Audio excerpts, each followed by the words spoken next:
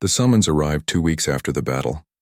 Valeria would stand before the High Council to answer for her unauthorized alliance with humanity.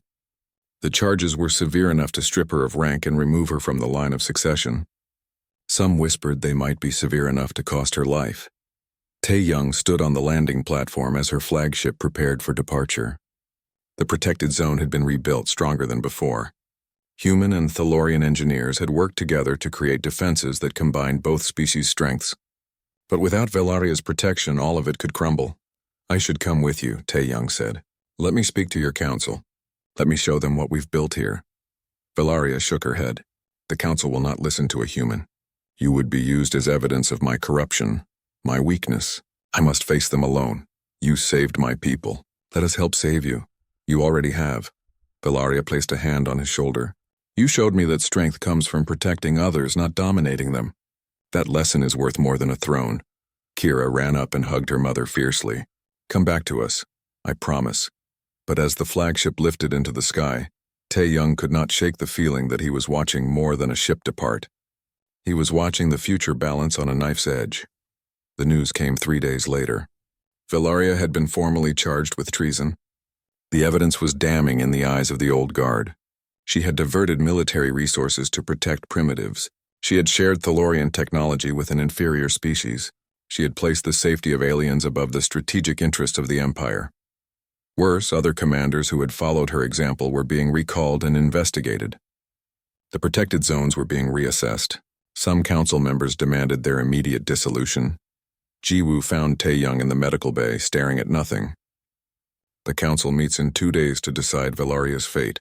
If they rule against her, everything we've built falls apart." "I know. So what do we do?" Tae-young looked at his sister. At the medical bay where humans and Thalorians still worked side by side, at the window showing the rebuilt district where children of both species played together. One shelter had started all of this. One act of compassion. Maybe one more could finish it. "We go to them," he said, "whether they want to hear us or not." The plan was insane. But insane had worked before. Jiwoo contacted every human settlement that had benefited from Thalorian protection. She gathered data, testimonials, and proof that the Alliance saved lives on both sides. Sung-ho, still recovering from his wounds, coordinated with sympathetic Thalorian officers. And Tae-young did something even crazier. He sent a message directly to the High Council, requesting permission to speak on Valaria's behalf. He expected to be ignored. Instead, 3 hours later, he received a response. Permission granted. The council would hear testimony from the human who started it all. The journey to the Thalorian homeworld took 4 days. Tae-young had never been in space before. He spent the time preparing his words, practicing what he would say. Jiwoo helped him understand Thalorian culture, their customs, their values. Sung-ho just told him to speak from the heart. "They're not going to care about fancy words," Sung-ho said. "They'll care about truth. So give them truth." The Thalorian homeworld was beautiful in a way that made Earth seem small and fragile. Gleaming cities covered entire continents. Ships filled the sky like schools of fish. And at the center of the capital stood the council chamber, a massive structure that had stood for thousands of years. Tae-young walked through corridors of polished stone, surrounded by guards who towered over him. He felt like an ant entering a palace of giants, but he thought of Kira's small hand in his, of Valaria's honor, of every human and Thalorian who had worked together to build something better. He would not let fear stop him now. The council chamber was vast enough to hold thousands. But today it held only the 13 members of the High Council, their advisors and Valeria standing alone in the center. She looked small despite her height, facing the judgment of her people. Then Tae-young entered and every eye turned to him. "A human," one council member said with barely concealed disgust. "This is who you champion, Valeria? This primitive?" "This is Tae-young of Earth," Valeria said clearly. "The man who saved my daughter's life. The man who showed me what true strength looks like." The eldest council member, a female with patterns that glowed silver with age, studied Tae-young with ancient eyes. "You may speak, human. Tell us why we should not execute the princess for treason." Tae-young stepped forward. His hands wanted to shake, but he forced them still. When he spoke, his voice carried clearly through the chamber. "I ran a shelter on Earth, just one small place where people could be safe. We had almost nothing. No advanced weapons. No powerful shields. Just each other. Every day was a fight to survive. Every day we lost people we loved. But we never gave up. Do you know why? Silence, because we believed that protecting the vulnerable made everyone stronger, that caring for others was not weakness but the highest form of strength. Your princess understood that. When she found her daughter in my shelter, she could have destroyed us for daring to touch Thalorian royalty. Instead, she listened. She learned. She chose honor over pride. She chose sentiment over strategy. Another council member snapped. She wasted resources on your people when those resources could have won battles. Did she? Jiwoo's voice rang out. She entered the chamber carrying a datapad. Let me show you what she actually accomplished. Images filled the air above the council. Casualty rates before and after the alliance. Resources saved through human-Thalorian cooperation. Tactical victories won by combining both species' strengths. The numbers were undeniable.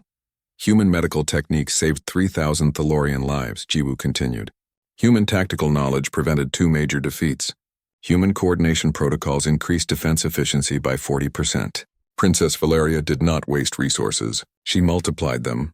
Murmurs rippled through the council, but the disgust on some faces remained. Numbers mean nothing, the eldest council member said. What matters is whether this alliance serves the Empire's interests or undermines them. Princess Valeria placed human lives on equal value with Thalorian lives. She suggested peace with the Kryn. She spoke of ending the war rather than winning it. These are not the words of a leader. They are the words of someone who has forgotten what it means to be Thalorian. No, Valeria said quietly. They are the words of someone who remembers what it means to have honor. Honor does not win wars. Then maybe wars are not worth winning. The chamber erupted. Half the council shouted support for Valeria. The other half demanded her immediate execution. Guards moved forward, weapons ready. The situation was seconds from violence. Stop! Kira's voice cut through the chaos. The child stood in the entrance, surrounded by human children and young Thalorians. Behind them came Drenoth, limping on his still healing leg. Behind him came dozens of soldiers, both species, who had fought together in the protected zone. What is the meaning of this? The eldest demanded. Kira walked forward with the fearlessness of youth. You are fighting over my mother, over whether she should die for saving me, for protecting humans, for trying to end a war that has killed millions. I am a child and even I can see how stupid this is. Mind your tongue, child. You speak to the High Council. I speak to people who have forgotten why we fight. Uncle Tae-young told me something once. He said we do not protect others because they deserve it. We protect them because that is what makes us better than monsters. My mother remembered that. When did you forget? Silence fell like a physical weight. The council members looked at each other, at Valeria, at the assembled soldiers and civilians who had come to testify. Then Drenoth stepped forward. His voice was rough but clear. I fought for this empire for 50 years. I have seen 1,000 battles. I have killed more enemies than I can count, and I thought I knew what strength was. Then a human saved my life, not because I was valuable, not because he wanted something, but because he believed protecting others was right. He showed me that we have been strong for so long that we forgot to be good. Other soldiers stepped forward, each telling their story. Thalorians saved by human medicine, humans protected by Thalorian shields, battles won through cooperation. Children of both species playing together, seeing no difference between silver skin and brown skin. The eldest council member watched it all with unreadable eyes. Finally, she raised one hand for silence. I have heard enough. The council will vote. But first I want to ask you something. Human called Tae-young. If we rule against the princess, what will you do? Tae-young met her gaze without flinching. I will go home. I will return to my shelter. And I will keep protecting people, human and Thalorian both, because that is what I do. Your council cannot change that. Your laws cannot change that. You can execute Valeria. You can dissolve the alliance. You can pretend none of this happened. But you cannot kill the idea that cooperation is stronger than domination. That seed has been planted, and it will grow. Even if it costs you everything. I already lost everything when your war came to Earth. What I have now I built from nothing. And I will keep building no matter what you decide, because hope is not something you can vote away. The attack came at dawn when the sky was blood red and the shields hummed with stored energy. Tae-young was checking inventory in the medical bay when the alarms screamed their warning. Not the normal alerts for distant conflicts. These were the close-range alerts, the ones that meant immediate danger. All hands to defensive positions. Valaria's voice boomed through the shelter speakers. She had been staying in the district for 3 weeks now, and her command presence had become a familiar comfort. But now that voice carried pure urgency. This is not a drill. Kryn assault force incoming. Orbital bombardment in 30 seconds. Tae-young grabbed his medical bag and ran. Ji-woo was already at her station, routing power to critical systems. Sung-ho hauled weapons up from the armory. Human and Thalorian soldiers rushed past each other, moving to predetermined positions with practiced coordination. The first bombardment hit the shields like the fist of an angry god. The entire district shook. Lights flickered. Children screamed. But the shields held. Ground forces breaching the perimeter, Commander Drenoth reported from the command post. They are hitting us from 3 directions simultaneously. This is a full assault, Your Highness. They mean to destroy the entire district. Tae-young reached the command post and looked at the tactical display. Red markers flooded the screen. Hundreds of Kryn soldiers supported by heavy armor and air support. The coordinated assault was designed to overwhelm their defenses through sheer numbers. They are not trying to take territory, Valaria said, her voice cold with understanding. They want to prove that protecting humans is pointless. That we waste resources on primitives who cannot defend themselves. They want to make an example of this place. Then we will have to disappoint them, Tae-young said. He activated his communicator. All human defense teams, this is Tae-young. Remember what we practiced. Stick to your sectors. Watch each other's backs. And show these bastards what humans do when someone threatens our home. Sung-ho appeared beside him, strapping on armor. Ready to die for aliens, brother? Ready to live with humans and aliens both. There's a difference. The Kryn hit the eastern barricade first. Their soldiers were massive, armored in black metal that absorbed energy weapons. They expected to smash through Thalorian defenses with brute force. What they got instead was a combination of alien technology and human creativity. The Thalorians laid down suppressing fire from elevated positions, but the Kryn shields handled most of it. Then the humans attacked from angles the Kryn did not expect. They used the rubble and debris as cover, appearing and disappearing like ghosts. They threw improvised explosives that disrupted energy shields. They used wire traps and pitfalls that alien sensors missed because they were too simple, too primitive. They are adapting their tactics, Drenoth reported, grudging respect in his voice. The Kryn expected traditional warfare. The humans are fighting like people with nothing to lose, Valaria finished. Like people protecting their homes. But the Kryn kept coming. Weight of numbers began to tell. The eastern barricade started to buckle. Casualties mounted. Tae-young's medical teams worked frantically, treating wounds on humans and Thalorians alike. The small medical bay filled with blood and screaming and the smell of burnt flesh. Ji-woo burst in carrying a wounded Thalorian soldier, her shirt soaked with purple blood. Tae-young, I need you. His lung is collapsed and I don't know the anatomy well enough. Tae-young moved without thinking. His hands worked on instinct, adapting human medical procedures to alien physiology. He had done this dozens of times over the past weeks. The differences mattered less than the similarities. Everyone bled. Everyone felt pain. Everyone wanted to live. The soldier's eyes focused on him as consciousness returned. You, human, save your strength, Tae-young said, securing the chest tube. You're going to be fine. Why? Why risk yourself for me? Because that's what we do here. Human, Thalorian doesn't matter. We protect each other. Outside, the battle intensified. The Kryn pushed through the eastern barricade and began advancing into the district proper. Valaria led her personal guard in a counterattack, her presence on the battlefield like a force of nature. But even she could not be everywhere at once. Then disaster struck. Commander Drenoth's unit was cut off near the shelter entrance. 50 Kryn soldiers surrounded them. Drenoth fought with the skill of decades, but a plasma bolt caught him in the chest. His shield absorbed most of it, but the impact threw him into debris. His leg twisted at a wrong angle. Commander is down, someone shouted over the comm. Eastern section collapsing. We need reinforcements, Tae-young heard the report. He looked at the wounded filling his medical bay. At Ji-woo's exhausted face. At Sung-ho reloading weapons with bloody hands. They were already stretched beyond breaking. But Drenoth had saved 3 human families last week when a building collapsed. He had trained alongside Sung-ho every morning. He had learned to tell terrible jokes in broken English that made everyone laugh. Tae-young grabbed a medical kit and a rifle. Ji-woo, you have the medical bay. I'm going out. Tae-young, no. You're not a soldier. Today I am. He ran into hell. Plasma bolts turned the air into lightning. Explosions shook the ground. Bodies lay in the street, human and alien both. Tae-young pushed it all away, focusing only on reaching Drenoth. The commander lay behind an overturned vehicle, his leg clearly broken.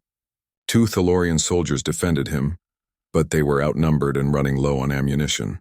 Kryn soldiers advanced, sensing an easy kill. Tae-young did not think. He just moved. He threw a smoke grenade that Sung-ho had taught him to use. The smoke exploded thick and choking.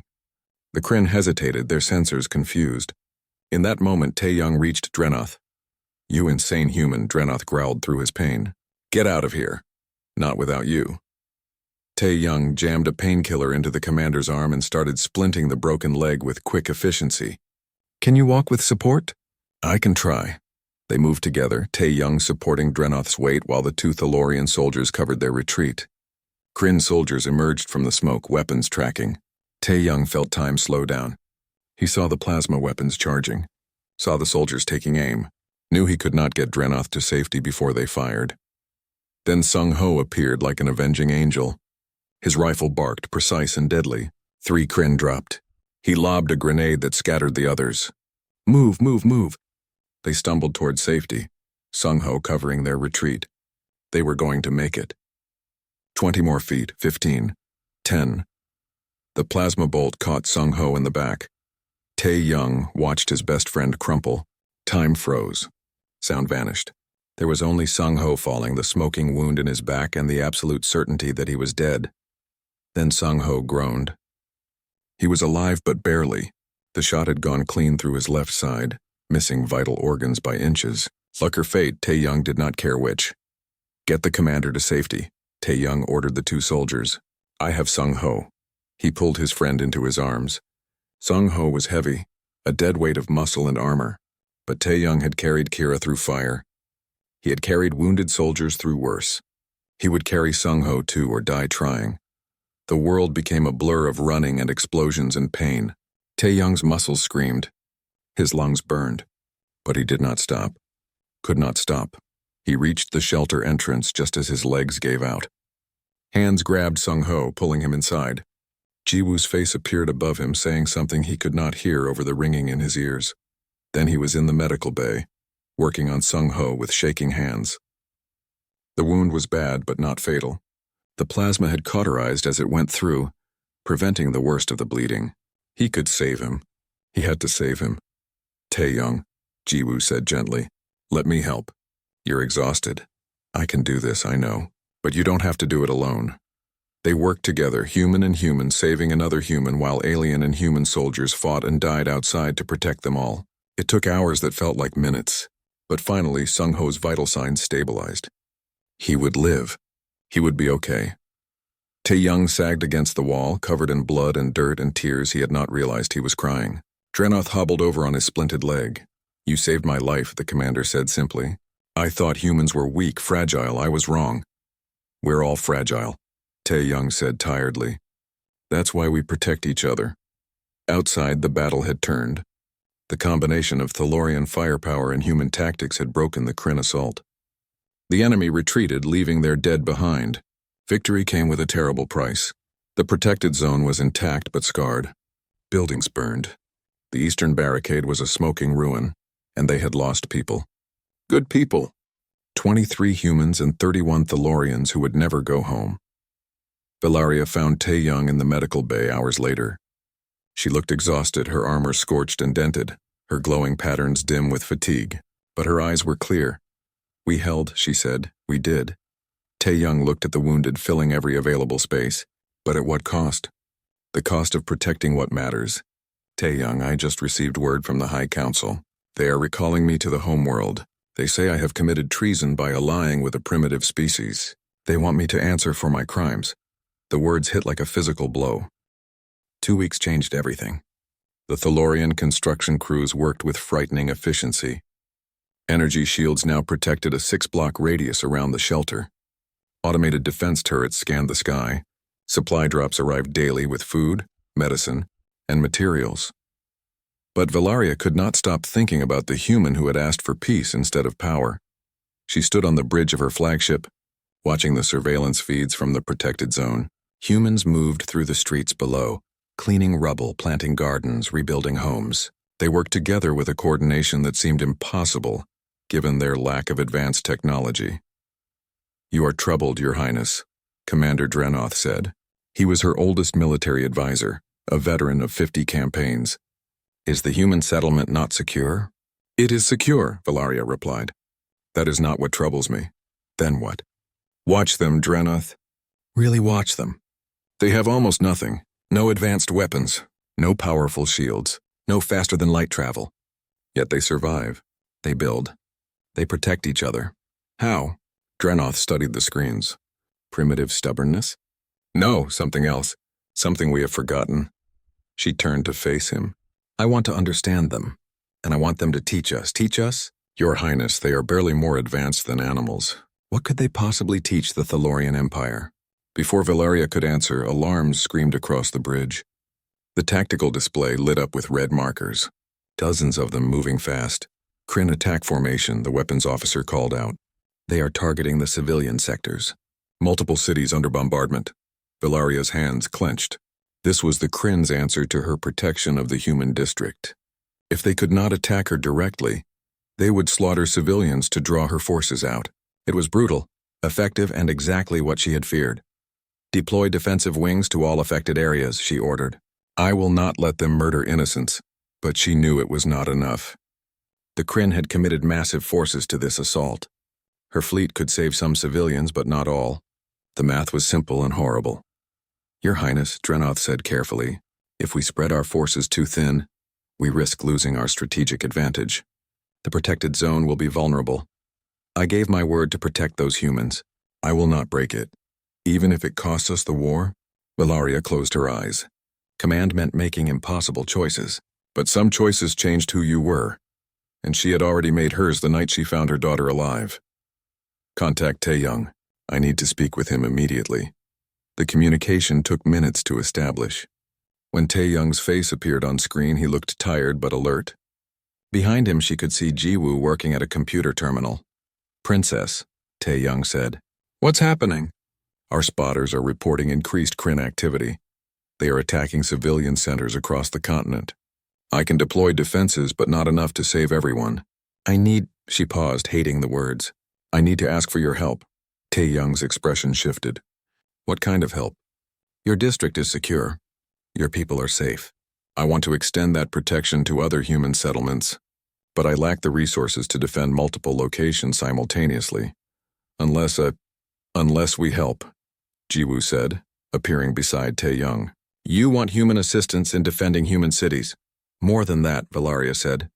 "I want to learn how you survive with so little, how you coordinate without advanced technology, how you protect each other when you have no real power. If I can understand that, maybe I can save more lives." Tae-young and Jiwoo exchanged glances. Some silent communication passed between them. "You are asking us to join your war," Tae-young said finally. Neutrality was the whole point of this arrangement. "I am asking you to save your own people. The Kryn will not stop with other cities. Eventually they will come for your district too, in greater numbers than my defenses can handle. You can wait for that day or you can act now." Sung-ho appeared in the background. "She's right, Tae-young. Hiding only works for so long." Jiwoo pulled up data on her terminal. "If we coordinate with Thalorian forces, share our survival and medical protocols, we could establish multiple safe zones. It would not save everyone, but it would save many." "And in return?" Tae-young asked Valeria. "In return, I learn from you. I send my people to work alongside yours. We share knowledge, tactics, resources. We become true allies instead of just protector and protected." Tae-young was quiet for a long moment. When he spoke, his voice was heavy with the weight of the decision. "Give us 1 hour. I need to talk to my people." The hour felt like a year. Valeria paced the bridge while reports came in of Kryn bombardments, cities burning, people dying. Every minute of delay cost lives. Finally, Tae-young's face reappeared on screen. "Okay, we will help, but we have conditions." "Name them." "First, any human who wants to stay neutral can do so without punishment. Second, we share all information equally. No secrets. Third, Thalorian soldiers stationed in human areas follow human laws regarding civilians. And fourth, he paused. Fourth, you commit to working toward real peace. Not just winning the war, but ending it properly. No revenge, no conquered territories, just peace. Valeria felt something shift in her chest. This human, this primitive creature from a backwater world, was demanding she fight a war with honor. The audacity should have angered her. Instead, it made her smile. Agreed, all of it. Send me your coordination protocols immediately. What followed was organized chaos. Jiwoo transmitted detailed plans for establishing safe zones using minimal resources. Taeyoung worked with Thalorian commanders to coordinate defense patterns. Sungho began training human volunteers in basic combat tactics that worked alongside alien technology. But it was the small things that surprised Valeria most. Humans showed Thalorian soldiers how to use debris for cover, how to predict enemy movements by watching for patterns, how to stay calm under fire by focusing on protecting the person next to you. Simple tactics, obvious in hindsight, but forgotten by an empire that had relied on superior technology for so long. 3 days into the new arrangement, Valeria made a decision that shocked her entire command staff.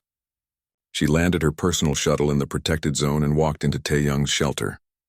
The humans stopped and stared. Some backed away, others moved forward curiously. Valeria towered over all of them, her armor gleaming, her presence commanding. But she had not come as a conqueror. Taeyoung met her at the entrance. Princess, this is unexpected. I want to stay here for a week. I want to see how you live, how you organize, how you make decisions. I want to understand.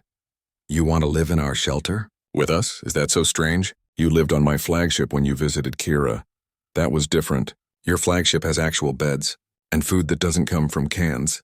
Valeria smiled. Then I will learn what humans call roughing it. Unless you refuse. Taeyoung glanced back at his people. Some looked terrified. Others looked interested. Sungho just shrugged like this was one more insane thing in an already insane situation. Okay, Taeyoung said, but you follow our rules. No special treatment. You eat what we eat. You work like we work. And Kira comes with you.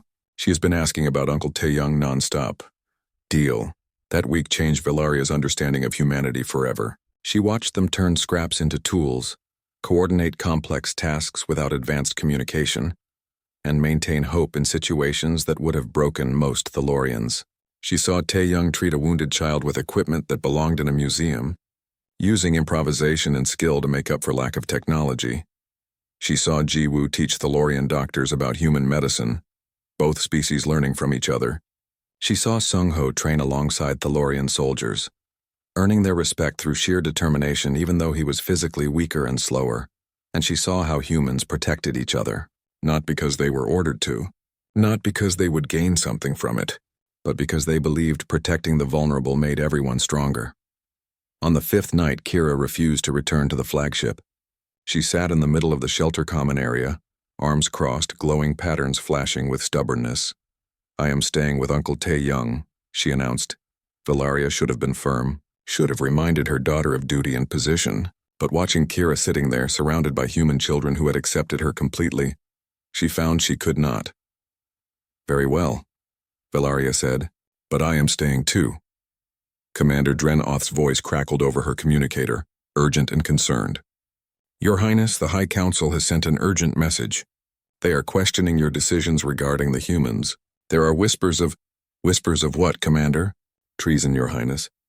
They say you have gone too far, that you are risking our strategic position for sentiment.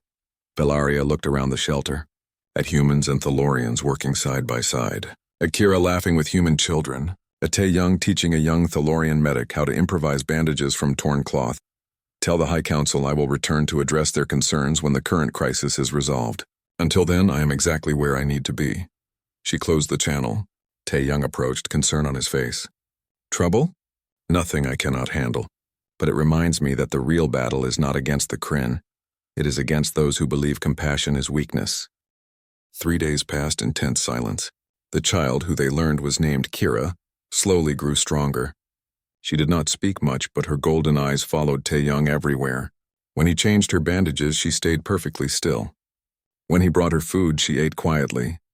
When nightmares woke her in the dark, she only calmed when he sat beside her bed. Ji-woo spent hours studying Kira's biology, fascinated by how similar yet different it was from humans. Sung-ho kept watch, monitoring the increasingly intense search patterns in the sky. The Thalorian ships were getting closer to their location with each passing day. On the third night, everything changed. The warning came at midnight. One of their spotters on the surface burst through the shelter door, eyes wild with panic. Ships, dozens of them, coming straight here. They're landing! The shelter exploded into chaos. People grabbed children, stuffed belongings into bags, searched for exits that did not exist. Tae-young stood in the center of it all, forcing himself to stay calm. Everyone, listen to me, he shouted over the noise. Panic will kill us. Stay quiet. Stay together. Let me handle this. Handle what? Someone yelled back. They're going to kill us all because of that alien. Tae-young looked at Kira. She stood in the doorway of the medical room, one arm still in a sling, her face pale with fear. She understood enough to know that people were angry, that she was the cause. No one is dying tonight, Tae-young said firmly. Sung-ho, seal the lower levels. Get everyone as far down as possible. Ji-woo, stay with Kira, I'm going up. Are you crazy? Sung-ho grabbed his arm.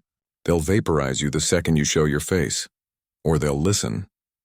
We saved her life. That has to mean something. Before anyone could stop him, Tae-young climbed the stairs to the surface entrance. His heart hammered in his chest, but he kept his breathing steady. Fear was natural. Panic would kill him. The night sky blazed with lights. Thalorian warships hovered overhead, their weapons charged and aimed at the rubble pile that hid the shelter. Smaller craft had landed in a circle around the area, and in the center of it all stood a figure that made Tae-young's breath catch. She was tall, nearly 7 feet, with silver skin that glowed with intricate patterns. She wore armor that looked like it was grown rather than forged, organic and beautiful and deadly. Her eyes were the same golden color as Kira's, but they burned with an intensity that could melt steel. Behind her stood dozens of soldiers, weapons ready. The message was clear. One wrong move and the entire shelter would become a crater. Tae-young raised his hand slowly and stepped into the light. I am unarmed, he called out in the Thalorian language. He had learned some basic phrases from intercepted broadcasts. I mean no harm. The woman's eyes locked onto him. She moved forward with the grace of a predator, crossing the distance between them in seconds. Up close, she was even more terrifying. Power radiated from her like heat from a fire. You are human, she said. Her voice carried the weight of authority, of someone used to being obeyed without question. Where is my daughter? So Kira was not just nobility. She was a princess, and this was her mother. She's safe, Tae-young said carefully. She was injured. We treated her wounds. She's healing. You took my child, I saved your child. There's a difference. The soldiers behind her shifted, weapons rising. But the princess raised one hand and they froze. She studied Tae-young's face like she was reading a book written in a language she barely understood.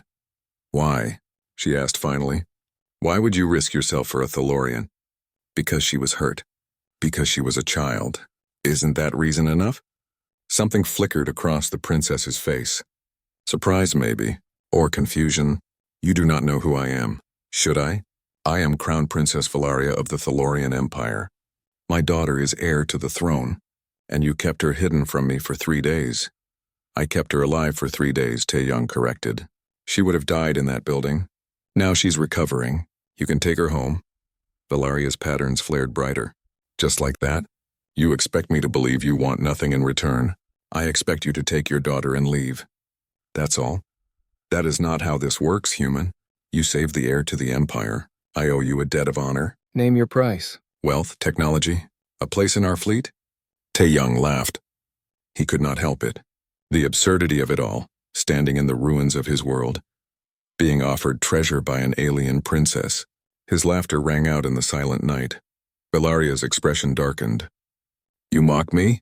No, Tae-young said, getting himself under control. I'm just tired. You want to give me something? Fine. Leave Earth, take your war somewhere else. Stop using our world as your battlefield. That's what I want. That's what everyone down in that shelter wants. Peace. Just peace. For a long moment, Valaria said nothing. She stared at him like he had grown a second head.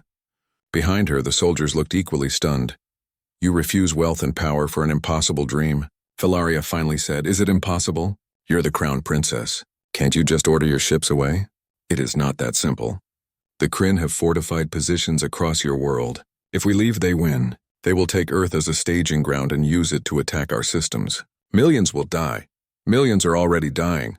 Just not your millions. Valaria's jaw tightened. You do not understand war. I understand it better than you think, Tae-young shot back. I was a medic. I've sewn up more wounds than you can count. I've held dying people in my arms. Human and now alien too. War is war, no matter what species is bleeding, and I'm tired of it. They stood facing each other, human and alien, neither willing to back down. Then a small voice broke the tension. Mother. Kira stood at the shelter entrance, Ji-woo supporting her. The child's face lit up when she saw Valaria. She tried to run but stumbled. Tae-young caught her before she fell, supporting her weight. Valaria moved faster than Tae-young could track. One moment she was 20 feet away. The next she was there, pulling Kira into her arms, checking her over with desperate hands. The terrifying warrior princess vanished. In her place was just a mother who had found her lost child. I thought you were dead, Valaria whispered into Kira's hair. When the building collapsed, when we could not find you, I thought. Uncle Tae-young saved me, Kira said. Her voice was weak but clear. He carried me through the fire. He fixed my arm. He stayed with me when I was scared. Valaria looked up at Tae-young. Her eyes were wet with tears that glowed faintly in the darkness. Uncle? Tae-young shrugged, embarrassed. She started calling me that yesterday. I didn't correct her. Valaria stood, still holding Kira carefully. She studied Tae-young with new eyes, seeing something she had not expected to find in a human. You truly want nothing but peace? For my people, yes.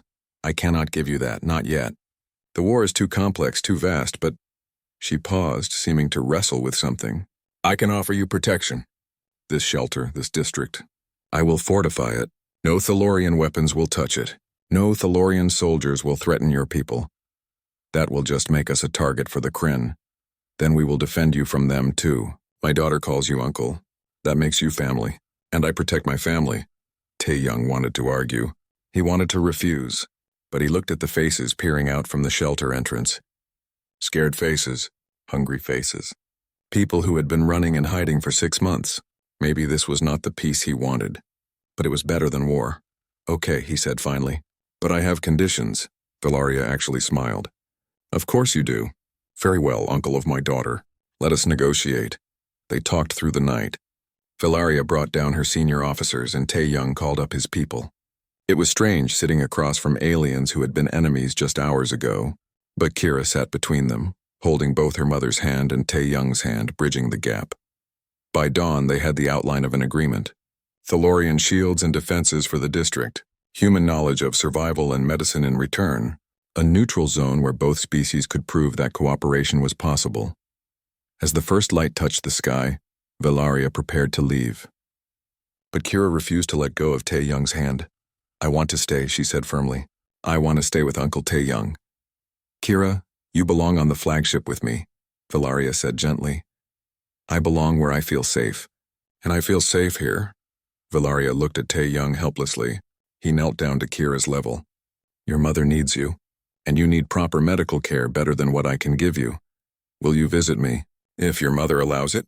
Valaria nodded slowly. You are welcome on my ship anytime, Tae-young of Earth.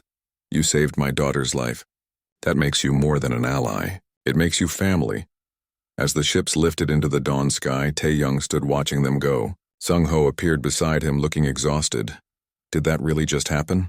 Sung-ho asked. I think so. We made a deal with aliens. We're protected by the Thalorian Empire. This is insane. Maybe, Tae-young agreed. But Kira is alive. Our people are safer. Sometimes insane is the best option we have. Above them, the war continued. But in this small corner of a broken world, something new had begun. Something that might, just might, change everything. The sky burned orange and red as another explosion rocked the ruins of what used to be a thriving city. Tae-young pressed himself against a broken concrete wall. His medical bag clutched tight against his chest. The alien warships overhead screamed past each other, trading weapons fire that made the ground shake beneath his feet. He should have stayed in the shelter.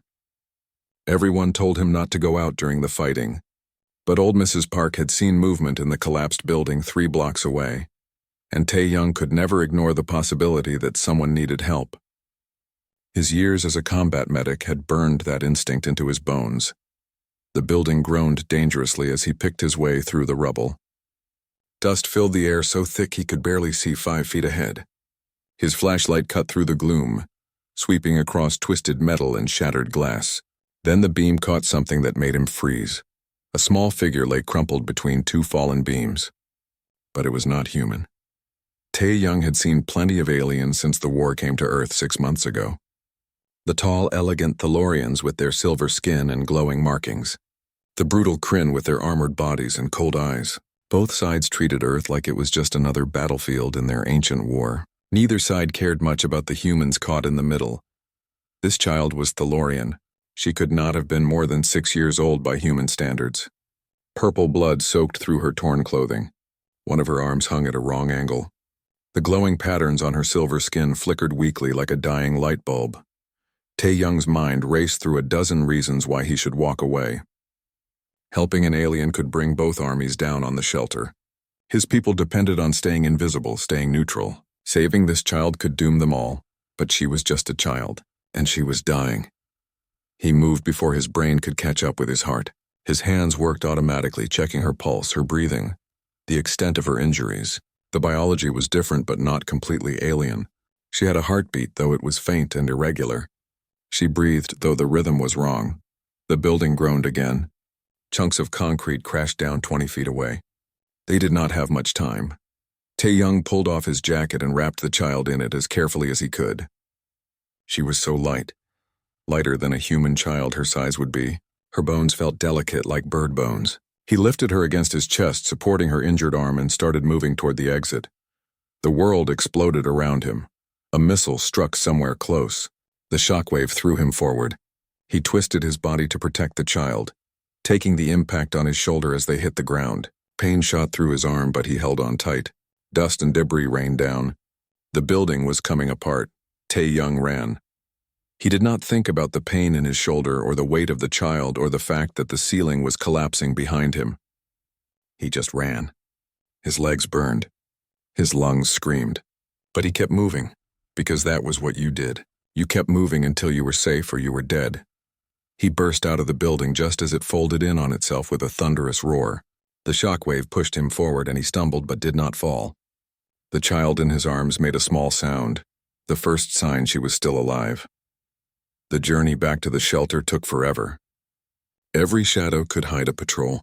Every sound could mean soldiers. Tae-young stuck to the back alleys and ruined buildings, moving from cover to cover. The child's breathing grew more ragged. Her skin felt cold despite the jacket. The shelter entrance looked like just another pile of rubble. Only someone who knew exactly where to look could find the hidden door. Tae-young knocked 3 times, paused, then knocked twice more. The heavy metal door swung open and Sung-ho's scarred face appeared. "What the hell took you so?" His friend's words died when he saw what Tae-young carried. "Are you insane?" "She's dying. Help me get her inside. That's a Thalorian, Tae-young. If they find her here, then we will deal with it. Move." Sung-ho stepped aside, his face dark with worry. Other faces appeared as Tae-young carried the child down into the shelter. Whispers spread like wildfire. Some people backed away, others moved closer, their expressions torn between fear and curiosity. "Clear the medical room," Tae-young ordered. "Jiwoo, I need you now." His younger sister appeared from the crowd, her medical scanner already in hand. She took one look at the child and her face went pale, but her voice stayed steady. "Put her on the table. Everyone else out." The medical room was barely more than a converted storage space with equipment scavenged from hospitals and clinics. But it had kept dozens of people alive over the past months. Tae-young laid the child down as gently as he could and started cutting away her clothing to expose the injuries. Jiwoo ran her scanner over the small body. Broken arm, 3 cracked ribs, internal bleeding. Her physiology is different, but not completely alien. "I think I can adapt our treatment protocols. Can you save her?" "I don't know, but we can try." They worked together like they had done 100 times before. Tae-young's hands moved on instinct, cleaning wounds, setting the broken arm, inserting an IV line with fluids that might work on Thalorian biology. Jiwoo monitored the scanner and mixed medications, adjusting dosages based on the child's responses. Hours passed. The shelter fell silent around them. Even the sounds of war outside seemed distant and unimportant. All that mattered was the fragile life on the table between them. Finally, the child's heartbeat stabilized. Her breathing evened out. The glowing patterns on her skin pulsed stronger, more regular. She was not out of danger, but she was no longer actively dying. Tae-young sagged against the wall, exhausted. Ji-woo cleaned blood from her hands and stared at their patient with a mix of wonder and fear. "Do you know who she is?" Ji-woo asked quietly. "Does it matter?" "Actually, yes." Ji-woo pointed to markings on the child's forehead, barely visible beneath the bandages. "These are royal patterns. Tae-young, this child is Thalorian nobility, maybe even royalty." Sung-ho appeared in the doorway. "We have another problem. Thalorian search patterns in the sky. They're looking for something. Or someone." Tae-young looked down at the sleeping child. So small, so vulnerable. He had made his choice in that collapsed building and he would not take it back now. "Then they're going to find her," he said. "But not until I know she's safe. Put everyone on alert. If they come, we negotiate. We saved her life. That has to count for something. And if it doesn't?" Sung-ho asked. Tae-young did not have an answer for that. He just knew that walking away from a dying child, human or alien, was not something he could live with. Whatever came next, they would face it together. The child stirred on the table. Her eyes fluttered open, large and golden and full of fear. She tried to sit up, but pain made her gasp. Tae-young moved to her side, keeping his movements slow and gentle. "Easy," he said softly. "You're safe now. I promise." She did not understand his words, but something in his voice, his expression, made her relax. Her small hand reached out and gripped his finger with surprising strength. Then her eyes closed again and she slipped back into healing sleep. Outside, the war continued. Ships screamed across the sky. Buildings crumbled. But in this small room, in this hidden shelter, one human had made a choice that would change everything. He just did not know it yet.